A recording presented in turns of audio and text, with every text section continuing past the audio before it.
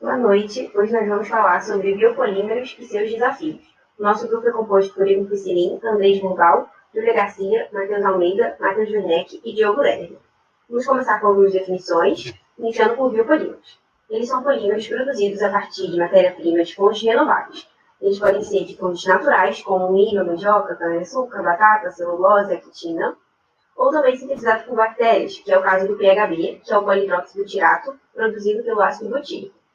Além do PHB, alguns outros biopolímeros que também são muito estudados são o biopolímero de amido, o PLA, que é o poliácido lático, o copolímero do PHB, que é o PHBX, o polidroxibutirato ou polidroxihexanoato. Sobre algumas aplicações, nessa tabela a gente pode ver o potencial de substituição de alguns polímeros provenientes de fontes fósseis por biopolímeros. Então a gente pode perceber que alguns polímeros de fontes fósseis podem ser substituídos por alguns biopolímeros e outros não. Bom, já os polímeros biodegradáveis, eles são aqueles polímeros que se caracterizam por terem sua degradação realizada por micro-organismos, como fungos, bactérias, algas, etc. Esse processo ele pode levar alguns meses ou semanas, dependendo de condições adequadas de temperatura, umidade e luz. Bom, os biopolímeros que foram falados anteriormente, de milho, mandioca, cana-de-açúcar, etc., eles se encaixam nessa caracterização de biodegradáveis, mas eles não são os únicos. Existem alguns polímeros produzidos de fontes fósseis, como o de petróleo ou mistura de biomassa e petróleo, que podem ser biodegradáveis. Sobre algumas aplicações, esses polímeros biodegradáveis eles podem ser utilizados como fibras para a indústria têxtil, como sacola plástica, filme para agricultura. Alguns são biocompatíveis, então também podemos utilizar como material para implante cirúrgico, como fibra para sutura, etc. Bom, um outro conceito, uma outra classe importante de ser definida são os polímeros verdes, que são polímeros que são historicamente produzidos a partir de matéria-prima de fontes fósseis, mas atualmente nós já temos tecnologias capazes de produzir o mesmo polímero a partir de matéria-prima renovável, como é o caso do primeiro polietileno verde, que foi produzido no Brasil, a partir de etanol da cana-de-açúcar, e ele foi desenvolvido pelo Centro de Tecnologia e Inovação da Braskem. Bom, esses polímeros verdes, eles podem ter as mesmas aplicações que os correspondentes que são fabricados por fontes fósseis. Então, a partir desses conceitos, nós vamos definir algumas vantagens e desvantagens desses polímeros. Olá, eu sou o Andrés e agora a gente vai estar falando um pouco sobre as vantagens e desvantagens do bioplástico. Como todos nós sabemos, todos os produtos têm seus pontos positivos e negativos. Assim que é importante a gente poder analisar esses dois pontos para saber realmente o quão bom é um produto para nós e para o meio ambiente. Então, os pontos positivos do bioplástico, a princípio, são bem aparentes, como, por exemplo, são biodegradáveis, compostáveis e são sustentáveis. Entram naquele conceito que a gente sempre analisa, de gerar hoje sem prejudicar as gerações futuras. Algo que, com certeza, os produtos que são à base de elementos fósseis, como o petróleo, não se enquadram. Outro ponto interessante do bioplástico é a sua pegada de carbono, que chega a ser uma pegada bem com um saldo positivo ou, no pior dos casos, um saldo nulo, que se enquadraria no mesmo esquema do etanol, que apesar de quando entrar em combustão libera o CO2, a sua produção à base de cana captura CO2 da atmosfera. E a produção do bioplástico também se enquadra nesse ponto, porque é feita a partir de bases alimentares, como a batata, o inhame, o aipim, dentre outras fontes. Já os pontos negativos são, como por exemplo, a resistência desses produtos e o ciclo de vida deles, que não tem uma qualidade tão boa quanto o plástico convencional. Então isso pode ser um grande problema para essa nova tecnologia que com certeza precisa aprimorar e vai aprimorar no futuro. Outro problema também está associado ao descarte, porque como muitos dos plásticos atuais acabam indo para o lixão ou até mesmo aterros, eles podem se encontrar em sistemas anaeróbicos.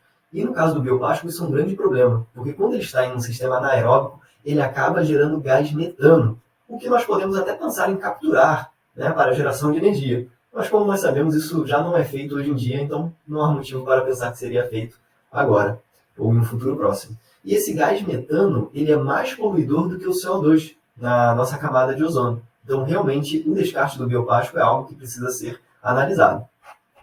Outro problema também está correlacionado à ocupação do solo, porque, como a gente sabe, como o bioplástico é feito à base de alimentos vegetais, a ocupação do solo atual não é suficiente para gerar alimento para a população e para a criação do bioplástico. Então, precisaríamos aumentar essa produção. E também isso estaria relacionado ao uso de agrotóxicos, o que com certeza não é algo muito bom para o meio ambiente. Então, o que a gente pode esperar para o futuro dessa nova tecnologia? Bom, como toda tecnologia está em constante desenvolvimento, e o bioplástico não é diferente. Então, no futuro, a gente espera uma evolução no processo, uma melhor qualidade no final e um melhor controle da destinação correta. Agora, daremos a sequência à nossa palestra falando sobre as matérias-primas. Então, galera, eu sou o Igor e vou dar continuidade falando um pouco das matérias-primas utilizadas para a produção do bioplástico, contextualizando um pouco elas no cenário nacional. E vamos lá. A primeira que eu escolhi foi a batata, um alimento comum em nossa dieta, e tem a produção anual de 3,5 milhões de toneladas, uma área plantada de 130 mil hectares, e apenas 10%, né, dessa produção é destinada ao processamento industrial. E os tipos de bioplásticos que são comuns, né, frutos da batata, são o PLA e os feitos de amido. Né? Falando um pouco agora da beterraba, ela tem produção anual de 450 mil toneladas, uma área plantada de 18 mil hectares, e a produção de beterraba, o interessante dela é que ela gera cerca de 65% de resíduos, o que é interessante que do uso desse resíduo para a produção desses biopolímeros. E os tipos, né, desses biopolímeros, bioplásticos que costumam ser produzidos é o PLA e o de amido também, mesma coisa. Agora, falando do trigo, ele tem uma produção anual de 6,2 milhões, né?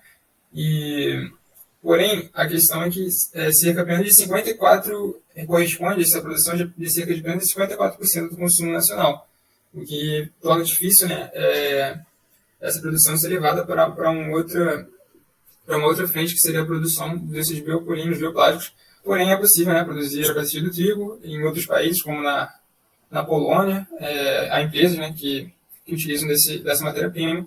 E os tipos, né, que podem ser produzidos são PLA e de amido também. Na continuidade, falando outra é o milho, outra cultura é o milho, e tendo produção anual de 104 milhões e uma área plantada de 24 milhões de hectares.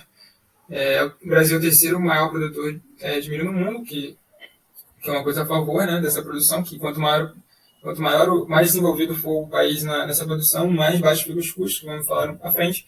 E os tipos, né, são PLA e de amido também. Aqui é só uma curiosidade, que a produção de milho também aí é um ponto negativo, né, para a produção à frente, né, de biopolímeros, que ela é bastante destinada à alimentação humana, né, e animal.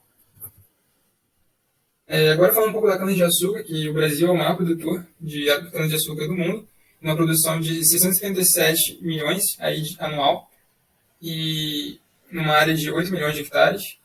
E a cana-de-açúcar é bem interessante, é um dos mais utilizados, se não o mais utilizado, podendo ser produzido PLA, PHB e também plástico verde, que, por curiosidade, né, temos uma empresa brasileira, que é a Braskem, que já falamos, e que já fez, inclusive, em parceria com a Coca-Cola, essa garrafa aí, que correspondia a 30%, era feita com a cana-de-açúcar. E agora vamos dar continuidade falando um pouco da viabilidade econômica desse produto. Boa tarde, pessoal. Nessa parte eu vou falar a respeito da estimativa de produção de sacolas plásticas feitas com polietileno vindo exclusivamente da NAFTA e compará-las com a demanda do Brasil de sacolas plásticas. Podemos falar sobre a estimativa do rendimento do polietileno em relação à NAFTA, a cadeia produtiva do polietileno. Segundo tópico, demanda brasileira de sacolas plásticas. Terceiro tópico, fábrica de produção de eteno via NAFTA, valores da produção. Quarto tópico, comparativo da produção e demanda brasileira de sacolas plásticas. Quinto tópico, valor de descarte de sacolas plásticas. Aqui nós temos a estimativa de rendimento do polietileno na cadeia produtiva. Do petróleo para a nafta, 49% de rendimento. Da nafta para o eteno, 29% de rendimento. Do eteno para o polietileno de baixa densidade, 99%. Do polietileno de baixa densidade para a sacola, 95%. 1 kg de polietileno de baixa densidade consegue produzir 126 sacolas médias. Aqui nós temos a demanda brasileira de sacolas plásticas. Levantamos que aproximadamente são utilizados por ano no Brasil 13,14 bilhões de sacolas plásticas nos mercados, entre outras atividades econômicas. Nessa parte temos o estudo de caso de uma fábrica de eteno via nafta, e nós iremos falar os principais valores dessa fábrica. Custo total da fábrica, 5 bilhões. Capacidade produtiva, 917.568 toneladas de eteno por ano. E o petróleo gasto nessa fábrica estima-se que esteja na casa dos 6,5 milhões de toneladas por ano de petróleo. Comparamos esse valor com o valor de mercado, que foi encontrado 40,97 milhões de toneladas de petróleo importados pela China para suprir apenas um mês de consumo. E a partir desse dado, nós vimos que esses valores estão em ordem de grandeza correta. Outros dados da fábrica de produção de eteno são as sacolas plásticas geradas, a partir dos dados anteriores, chegamos ao valor de 110 bilhões por ano. O consumo de petróleo por sacola ficou na casa dos 60 gramas. E a capacidade de suprir o mercado, caso o consumo estagnasse, seria de 8 anos, mercado brasileiro de sacolas. Aqui nós temos um dado extra a respeito do descarte dessas sacolas plásticas em aterros sanitários. Consultamos valores médios para descarte de resíduos de classe 2B, onde se encontram as sacolas plásticas, e achamos o valor de R$ 70 por tonelada. Com os parâmetros já vistos, chegamos a um peso das sacolas utilizadas no Brasil anualmente de 110 mil toneladas. E através desses dois valores, chegamos ao valor de 7,7 milhões de reais por ano gastos. Além desse valor ser bem elevado para apenas um descarte de resíduos que nós estamos gerando e podemos evitar, eles também dificultam muito a manobra da massa de resíduos sólidos para serem degradados nos aterros, uma vez que tem características físicas que impedem isso, que é a elasticidade das sacolas e a dificuldade de ruptura delas. Então elas travam muito essa massa de resíduos. Obrigado. Bom, eu sou o Matheus, vamos falar de valores. Afinal, é viável economicamente? Vamos estudar o polietileno verde da empresa Braskem. Todos os valores atribuídos aqui nesse estudo é apenas para fins de comparação. Foram valores estimados e não representam a realidade do produto. Vamos tentar entender por que essa variação de preço entre polietileno verde e polietileno tradicional. Essa é a cadeia de produção do polietileno verde. Vamos focar nos três primeiros processos. A plantação de cana, a produção do etanol e a produção do eteno a partir do etanol. A partir do eteno, o processo segue rigorosamente igual ao polietileno tradicional das grandes indústrias. Primeiro, a cana-de-açúcar. Estimando uma safra 2021 na faixa de R$ 120 a tonelada, a gente estima que uma tonelada de polietileno verde da Braskem seria gasto em média R$ 2.500 por tonelada, né? Então, alguns comentários o custo ele é pouco relevante da cana ao longo de todo o processo. A competição do espaço ela é relevante, porque ela disputa com etanol, disputa com outros produtos. O gráficozinho à direita mostra que existe a possibilidade de expansão do cultivo de cana em 8% no cenário nacional. O manuseio e o domínio da produção de cana ele é fácil e já acontece há milênios. O preço ele é variável e subindo, é um grande desafio tentar dimensionar essa variação de preço. E também tem a captação de CO2 ao longo da produção. Na área do etanol, a gente pode assumir que um preço de R$ 1,3 por litro em 21. Então a gente assume que uma tonelada de plástico verde gastaria em torno, em média, R$ 2.200.